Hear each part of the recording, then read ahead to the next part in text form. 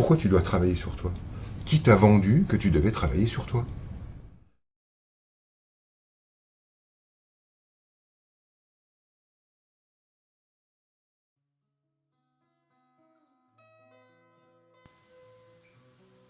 J'ai réuni un groupe, j'ai dit que j'étais clairvoyant. Je n'avais jamais rien clair vu.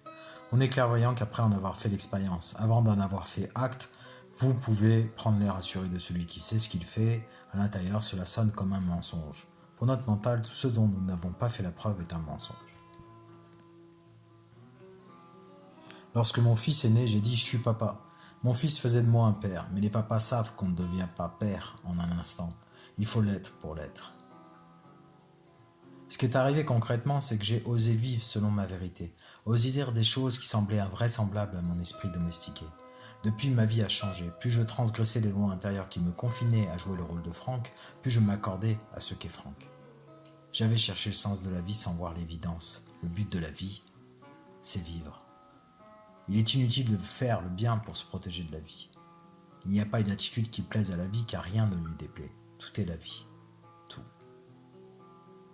Dans mon cas, c'est vivre la vie de Franck. J'ai passé la majeure partie de ma vie à éviter d'être Franck, à essayer de l'améliorer, de le changer, de le faire devenir. Ma peur de ne pas être reconnu et aimé, de moi comme des autres, me poussait à désirer me transformer.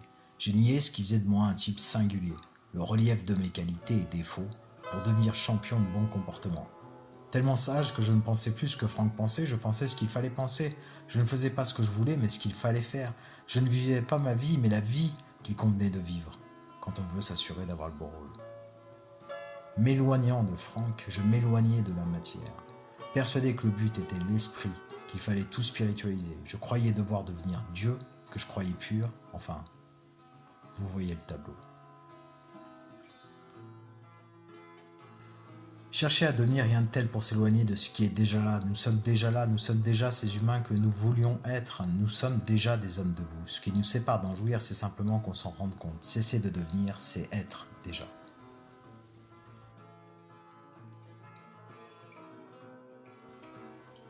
Chaque humain mène à l'humain. En tant qu'humanité, l'heure est venue de revenir à l'individu. Chaque humain est en train de prendre conscience que le truc le plus important, c'est lui.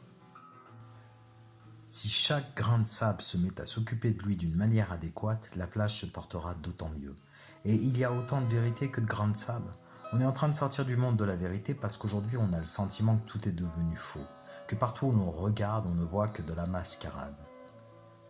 En tant qu'humanité, on arrive à un moment où tout ce sur quoi on pensait pouvoir se reposer va s'effondrer, c'est-à-dire qu'on ne pourra pas se raccrocher à quoi que ce soit d'autre que notre propre discernement. La posture du bon élève va voler en éclats, car on ne saura plus à quoi exactement se référer. Je vais être obligé de revenir à mon propre discernement. Ce que je suis en train d'observer est-il réel? Est-ce que c'est un hologramme? Est-ce qu'on a vendu cette image-là? Est-ce qu'on me l'a mis dans la tête? Est-ce que c'est bien moi qui l'aperçois? Et qu'est-ce que ça déclenche chez moi? Qu'est-ce qu'on veut déclencher chez moi?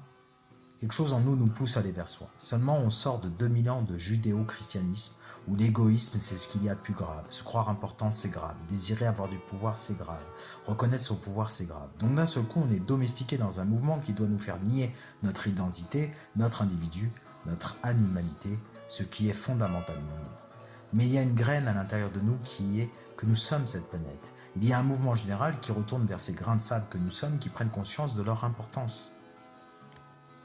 Nous sommes pris entre ces deux mouvements antagonistes. L'un qui nous dit que la seule juste posture, c'est servir l'extérieur. Et la nouvelle qui est en train de nous dire que la seule juste posture, c'est retourner à soi. Cela nous oblige, pour avoir le droit de revenir à nous, de vivre dans l'urgence. Lorsque cela devient vital pour nous, si c'est une question de vie ou de mort, alors là seulement on se donne le droit de renouer avec soi. Comme si on était obligé de passer par la peur de crever pour se rendre compte que ce qui est le plus important au final pour soi, c'est de s'accroupir pour jouer avec son enfant, d'aller à la pêche parce que, merde, c'est quand même ce que j'aime. Pourquoi tu dois travailler sur toi? Qui t'a vendu que tu devais travailler sur toi? D'où tu tires la conclusion qu'un humain doit travailler sur lui. T'as déjà vu un pissenlit, un écureuil travailler sur lui? Je dois travailler sur moi parce que, en fait, non, moi je ne suis pas parfait. Donc il faut que je travaille pour devenir parfait. Quel est ce désir de perfection? Pourquoi, en fait, je dois travailler sur moi? Pourquoi c'est inacceptable de ne pas me sentir complet? Pourquoi c'est inacceptable de me sentir bancal? Pourquoi c'est inacceptable d'avoir des hauts et des bas? Pourquoi c'est inacceptable d'avoir des défauts? Pourquoi c'est inacceptable de ne pas être riche? Pourquoi c'est inacceptable de ne pas baiser tous les jours? Pourquoi c'est inacceptable de ne pas tomber amoureux? Pourquoi? Mais en quoi c'est pas acceptable alors que c'est éminemment humain? On le voit partout autour de nous. Le sentiment de rater sa vie ne peut apparaître que quand j'ai le désir de la réussir. Mais la vie, ça se vit. C'est quoi une vie réussie? Une vie où tu amasses tellement de fric que tes enfants ne pourront pas mourir? Une vie où tu as tellement d'argent que tu ne pourras pas mourir d'un cancer? Évidemment que la vie ne peut pas avoir de but. On ne peut pas réussir une vie. On ne peut la rater que si on veut la réussir. Vis-la ta vie. Vouloir la réussir ne veut rien changer à tout ça.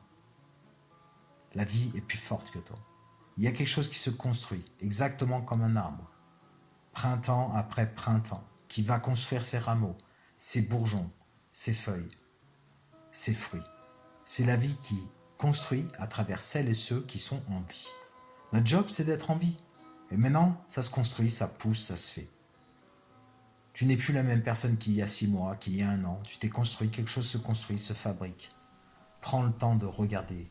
Tu es la vie, elle est vivante en toi, elle s'exerce en toi. Tu fais comme tout ce qui est, tu te construis.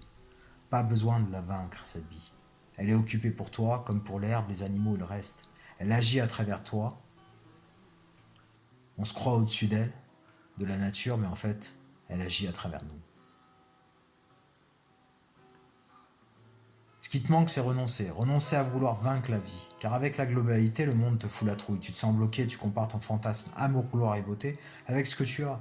Si tu te prends tel que tu es, tu ne peux pas être bloqué. Tu es fatigué parce que ton système, ta structure mentale, n'en peut plus de ce système de pensée qui consiste à vaincre la vie. T'as mal? J'ai mal aussi. Mais on ne cherche pas une solution, on ne cherche pas à ne plus avoir mal, on ne cherche pas à réussir, on ne cherche pas à s'arc-bouter contre la vie, on regarde. C'est la vie. Qu'est-ce qu'on peut faire sans déconner? Est-ce qu'il y a un type qui peut venir te donner un paravent antidouleur, anti-cancer? Ça existe? Non? Qu'est-ce qui existe? L'humain, l'autre, moi et toi. Qu'est-ce qu'on fait? On chiale un coup? Ok. Et après, on boit un coup. Et hop, terminé. C'était quoi le délire au fait? Ah oui, vaincre la vie. Vaincre la vie.